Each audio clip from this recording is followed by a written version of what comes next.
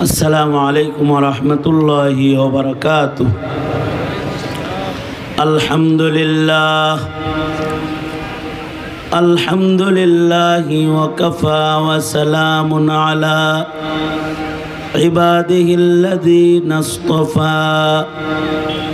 أما بعد فأعوذ بالله من الشيطان الرجيم.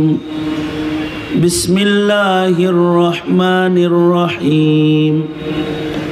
الرحمن علم القرآن.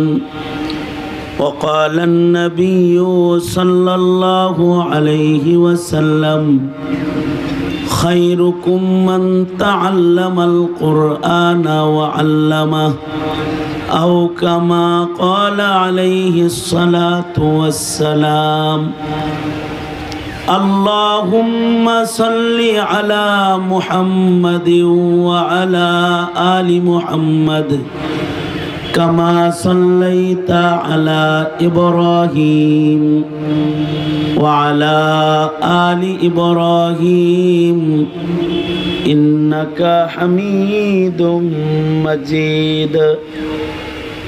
اللهم بارك على محمد وعلى آل محمد كما باركت على إبراهيم وعلى آل إبراهيم إنك حميد مجيد.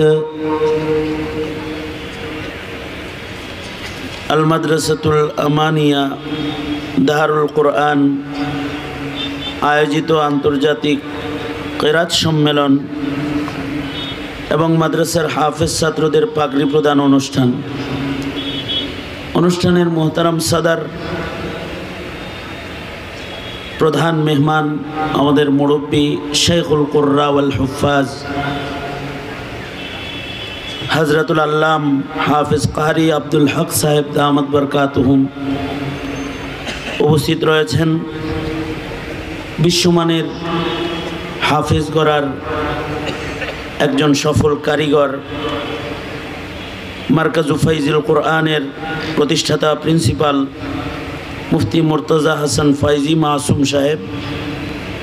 উপস্থিত রয়েছেন আন্তর্জাতিক স্বর্ণপদক প্রাপ্ত কারি আমার অত্যন্ত শ্রদ্ধাভাজন বড় ভাই হাফেজ কারি মৌলানা জহিরুল ইসলাম। উপস্থিত রয়েছেন নবীন কুররাদের আলোচিত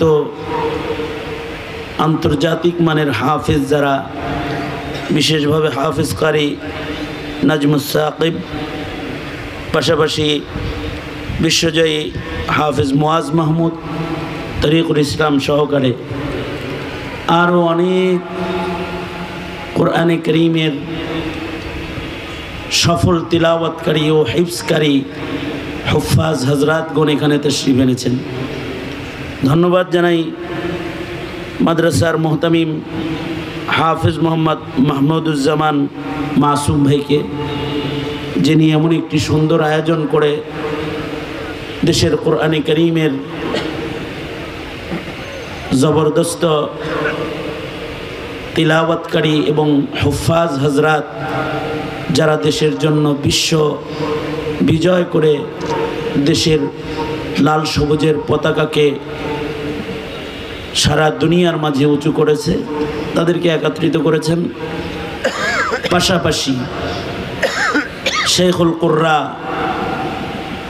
উস্তাদুল হুফাজদেরকে একত্রিত করেছেন। পাশাপাশি এই মাহফিলকে কেন্দ্র করে পাবনার ঐতিহ্যবাহী জামিয়া উম্মুল মাদারিস, জামিয়া আশরাফিয়া সহকারে আশপাশের বিভিন্ন জামিয়ার মুহাদ্দিসিন হজরাতগণ, শেখুল হাদিসগণ, মুহতামিম হজরাতগণ মজলিসে উপস্থিত রয়েছেন। সামনে উপবিষ্ট কোরআনে করিমের পাখি তালেবুল ইলিম ছাত্র ভাইয়েরা, আশপাশ থেকে আসা ছুটে আসা কোরআন প্রেমিক দিনদার মুমিন মুসলমান ভাইয়েরা, এমন একটি মোবারক সম্মেলনে আমি নিজেকে উপস্থিত রাখতে পেরে ধন্য মনে করছি। কোরআনে কারীমের তিলাওয়াতের আয়োজনে উপস্থিত থাকা, এটা যদি কবুল হয়, শেখুল কুররা যারা, বিশ্বজয়ী কোরআনে কারীমের হাফিজ যারা এবং তিলাওয়াতকারী যারা, তাদের সাথে জিন্দগির একটি লম্হা যেটা কাটতেছে আমার, এই কাটানোটা যদি কবুল হয়, তাহলে কোরআন যার কালাম, কোরআন যার উপরে নাজিল হয়েছে, সকল জান্নাতীদেরকে যেদিন আল্লাহ তাআলা কোরআন পড়ে শোনাবেন এবং যার উপরে কোরআনে কারীম নাজিল হয়েছে, তিনি জান্নাতি, কোরআন মেনে জান্নাত পর্যন্ত পৌঁছনেওয়ালা উম্মতকে নবীজি নিজের কণ্ঠে কোরআনে কারীমের তিলাওয়াত জান্নাতি যখন শোনাবেন, যে আয়োজনটি হবে, যে আয়োজনে অতিথি তিলাওয়াতকারী হিসাবে আল্লাহ তাআলা পৃথিবীর শ্রেষ্ঠ কণ্ঠস্বর, যার চেয়েতে সুন্দরতম কণ্ঠ আল্লাহ তাআলা দেন নাই কাউকে, যার কণ্ঠটা আলাদা একটি মুজিজা ছিল। এক এক নবীর এক এক মুজিজা ছিল। কোন নবীর মুজিজা হাতের লাঠি, এই এদিকে তাকাও, কোন নবীর মুজিজা হাতের লাঠি ছিল, যেমন মুসা আলাইহিস সালাতু ওয়াস সালাম হাতের লাঠিকে ছেড়ে দিয়েছেন, এটা সাপ হয়েছে। কোন পয়গম্বরের মুজিজা ছিল যে আগুনও তার কাছে আজিজ ছিল, যেমন ইব্রাহিম আলাইহিস সালাতু ওয়াস সালাম আগুনের ভেতরে গেছেন, আগুনের স্বাভাবিক হালত হলো আগুন মানুষকে জ্বালায় পোড়ায়, কিন্তু ইব্রাহিম আলাইহিস সালাতু ওয়াস সালামের গায়ের একটি পশমও জ্বালানোর ক্ষমতা আগুনের ছিল না। এটি ইব্রাহিম খলিল আলাইহিস সালাতু ওয়াস সালামের মুজিজা। মাছের পেটে কেউ গেলে স্বাভাবিক নিয়ম হলো মাছ তাকে খেয়ে নেবে, হজম হয়ে যাবে। ইউনুস আলাইহিস সালাতু ওয়াস সালামের মুজিজা, মাছ ওনাকে হজম করতে পারেনি। সাধারণ নিয়ম হলো মরা মানুষ কথা বলে না, কিন্তু ঈসা আলাইহিস সালাতু ওয়াস সালামের মুজিজা হলো মৃত মানুষকে ডাকলে জীবিত হয়ে ওনার সাথে কথোপকথন করত। সুবহানাল্লাহ। আগামীকালকে বললেন, আপনারা কি আমার সাথে আছেন না আমি কোনো কবরস্থানে কথা বলতেছি? দুটো হাত উপরে তোলেন। আমি কথা বলবো কম, কিন্তু আমার সাথে থাকতে হবে। ছাত্র ভাইরা তোমরা যারা আছো, তোমরা আমার কথা শুনতে হবে। সোজা করো, নাড়াচাড়া দাও, জবান খুলে আওয়াজ করে সবাই উঁচু আওয়াজে বলুন সুবহানাল্লাহ। এর চাইতে উঁচু আওয়াজ নাই। এই এই এই তুমি দাঁড়াইছো কেন? বসো মিয়া।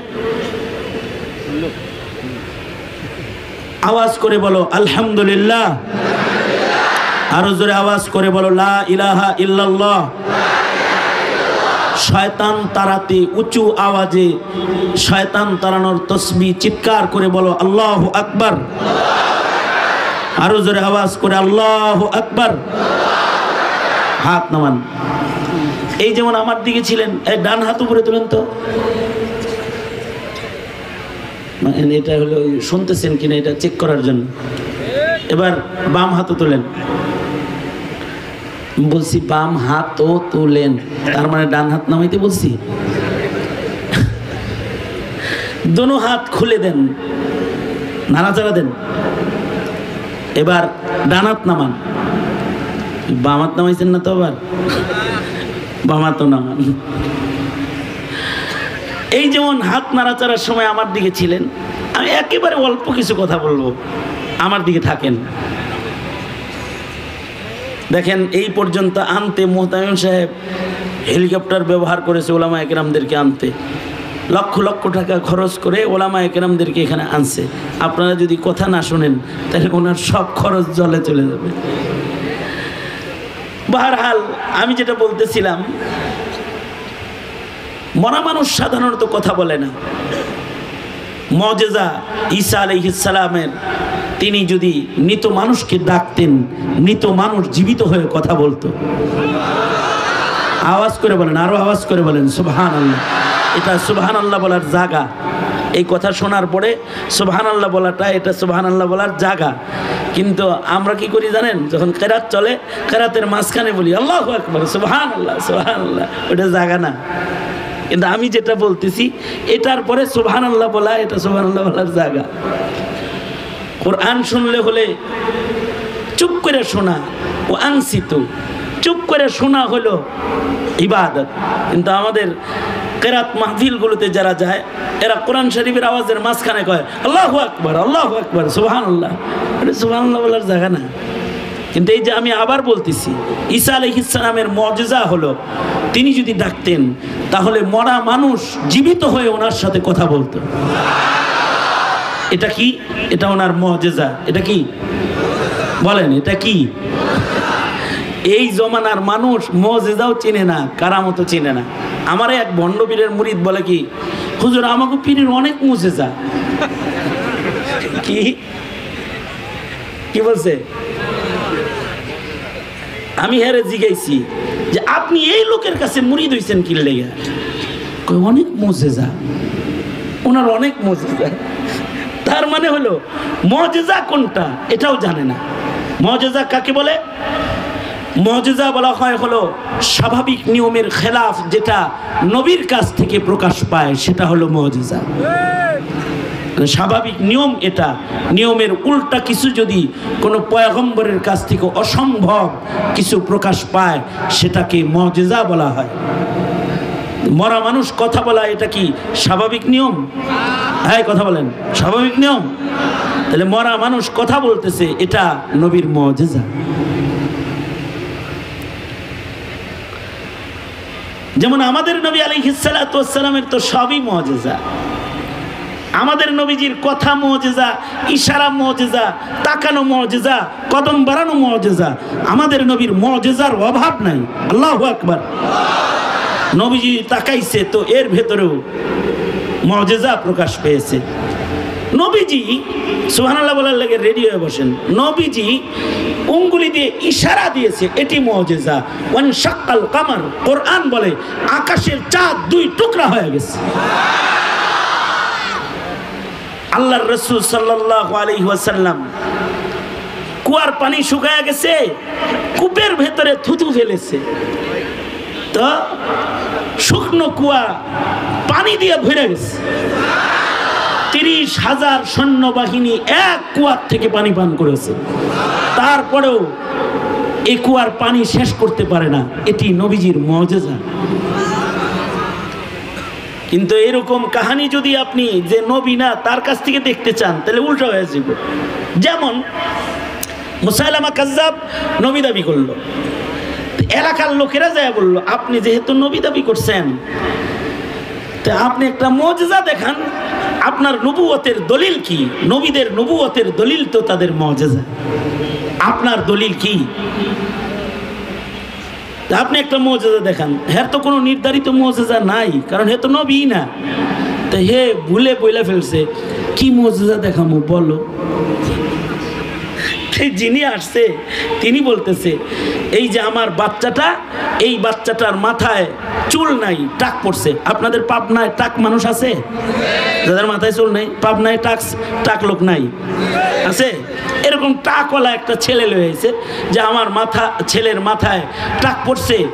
নবীদের ইশারারও তো অনেক দাম। আপনি একটু মাথায় হাত রেখে একটু ফু দেন যেন মাথায় চুল গজায়া যায়। কিন্তু মুসাইলামা কাজ্জাব মাথায় যখন হাত রেখে ফু দিছে, চুল যা ছিল এগুলো সব পড়ে গেছে। আরেক লোক আসছে মুসাইলামা কাজ্জাবের কাছে, আপনি নাকি মুজিজা এই নবী, তাহলে একটা মুজিজা দেখান। সেটা হলো আমার কুয়ার পানি শুকায় গেছে, আপনি একটু পানিটাকে উপরে উঠায় দেন। মুসাইলামা কাজ্জাব কি করব, বিপদে পড়ে গেছে, যায়া কুয়ার ভেতরে থুথু ফেলছে। যখনই থুথু ফেলছে পানি যা ছিল এগুলো সব শুকায়া নিচে চলে গেছে। এলাকার মানুষ তো বুঝা লাইছে এটা শয়তান নাম্বার 1। সবাই যায় আবু বকরের কাছে বলছে শয়তান বেশি শয়তানি শুরু করেছে, ওর শয়তানিতে কুয়ার পানি শুকায়া যাইতেছে, মানুষের মাথার চুল পেরে যাইতেছে, দোহায় লাগে ওর থেকে আমাদেরকে বাঁচান। হযরত সিদ্দিক আকবর সৈন্যবাহিনী পাঠিয়ে দিয়েছেন। হযরত ওয়াহশী ওই কাফেলায় ছিলেন, যেই খঞ্জর দিয়ে হযরত ওয়াহশী আমির হামজাকে শহীদ করছেন, এই খঞ্জরটা নিয়ে গেছেন আর মুসাইলামা কাজ্জাবের গর্দানের ভিতরে বসায় দিয়েছেন। মুজিজা কিন্তু নবী ছাড়া কেউ দেখাইতে পারে না, তবে বিভিন্ন নবীর বিভিন্ন মুজিজা। দাউদ আলাইহিস সালামের মুজিজা হলো ওনার কণ্ঠ, ওনার কণ্ঠটাই একটা মুজিজা। হযরত দাউদ আলাইহিস সালাম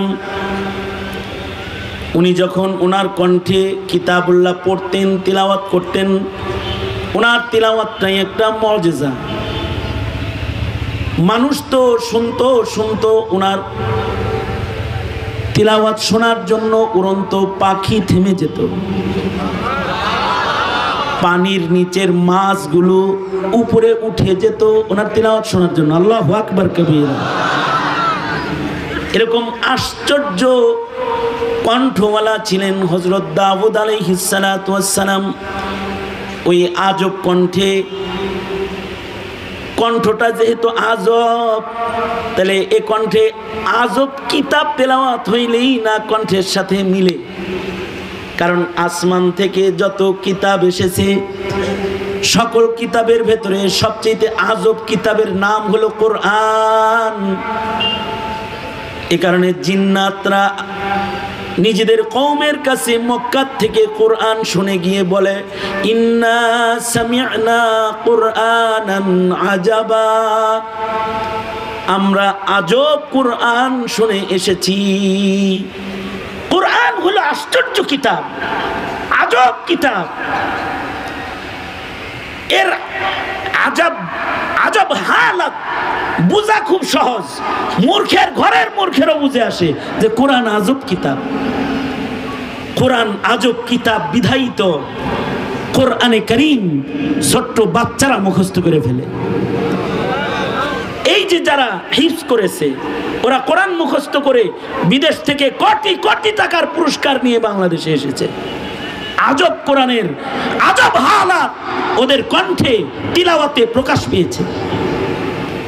সারা দুনিয়ার সকল দেশকে নিচে ফেলে দিয়ে কোরআনের এজাজ তাজ্জুব হালাতকে ওরা ওদের কণ্ঠে তুলে ধরেছে। এটা আজব কিতাব। এ কারণেই কোরআনে কারীম আশ্চর্য কায়দায় মুখস্থ হয়, দুনিয়ার কোনো বই এভাবে মুখস্থ হয় না। একটা বাচ্চা এটা সামনে নিয়ে পড়ে। নোয়াখালীতে এক বাচ্চা 49 দিনে কোরআন শরীফ মুখস্থ করেছে। সুবহানাল্লাহ, জোরে আওয়াজ করে বলেন সুবহানাল্লাহ। কয়দিন? 49 দিন। এর চেয়ে আশ্চর্য হলো আমাদের হানাফি মাযহাবের ইমামে মুহাম্মদ রাহমাতুল্লাহি আলাইহি, তিনি মাত্র 7 দিনে গোটা কোরআন শরীফ মুখস্থ করেছেন। 7 দিন।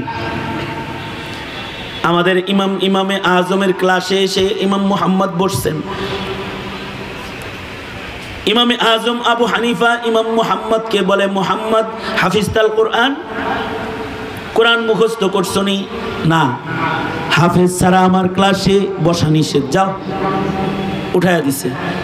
7 দিন পরে এসে আবার বসছে। এই বলছি না হাফেজে কোরআন না হইলে আমার ক্লাসে বসবা না? ইমাম মুহাম্মদ বলে, হাফেজ তো হইছি, মাকে এক খতম শোনায় তারপরে বসছি। মাত্র কয় দিনে? 7 দিনে। কয় দিনে? জোরে বলেন, কয় দিনে? কোরআনের এজাজ, আল্লাহ তাআলা কোরআনকে আশ্চর্য কিতাব, এটা কখনো কখনো 7 দিনেও কারোর বুকের ভিতরে ঢুকায় দেয়। কারণ কোরআনে কারীম এটা আমাদের নবীর মুজিজা। কোন নবীর মুজিজা কণ্ঠ, কোন নবীর মুজিজা লাঠি, কোন নবীর মুজিজা আগুনের ভেতরে ঢুকে পড়া, কোন নবীর মুজিজা মাছের পেট থেকে বেরিয়ে আসা। আর আমার নবীর সবচেয়ে